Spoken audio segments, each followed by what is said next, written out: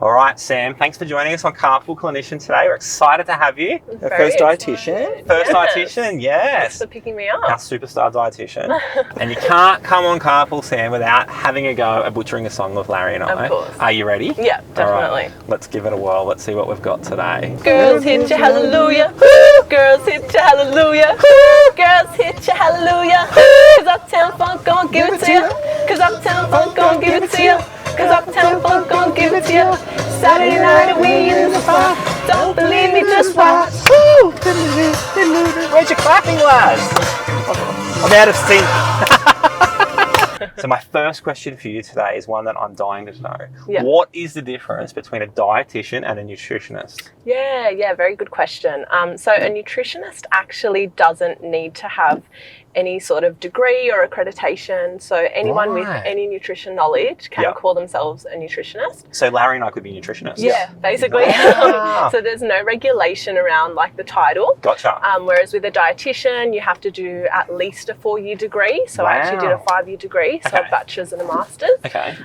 There's obviously your placements you have to do within those degrees. Yep. Then there's the supervision through the placements, and on top of that, you have to do a mentorship after you finish for a year. Okay. Yeah. So there's a lot that goes into the process of becoming a dietitian, and then that's when you can finally become fully accredited by Dietitians Australia. Yep.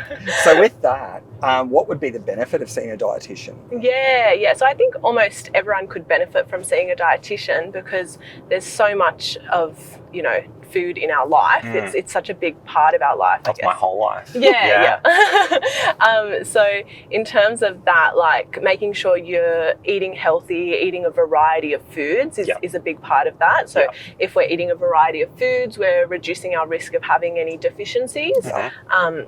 And also just knowing the balance between your everyday foods and your sometimes foods. Yeah. And with all of the misinformation that's out there these days, it can be hard to kind of get your way, go through that and figure out what's actually true and what's not. So speaking to a dietitian who is, trained in that knowledge, who only provides evidence-based advice, is going to be able to help you navigate your way through all that information. Have you had any really good wins recently, like working with participants? Yeah, I think working in the disability space, you always feel a lot of job satisfaction, which is good. In particular, I did have a pediatric client who has autism. Wow. So with that client, initially, because they are a fussy eater and they do have sensory aversions to food, they weren't very engaged in the sessions and they were kind of disinterested, and I've learnt how to, find ways to bring her participation levels up. So we've recently started talking about how we connect art and food because she's really, really into art and she's really good at art. So she's been doing drawings of the food that she enjoys and bringing them to life and adding emotions into the food.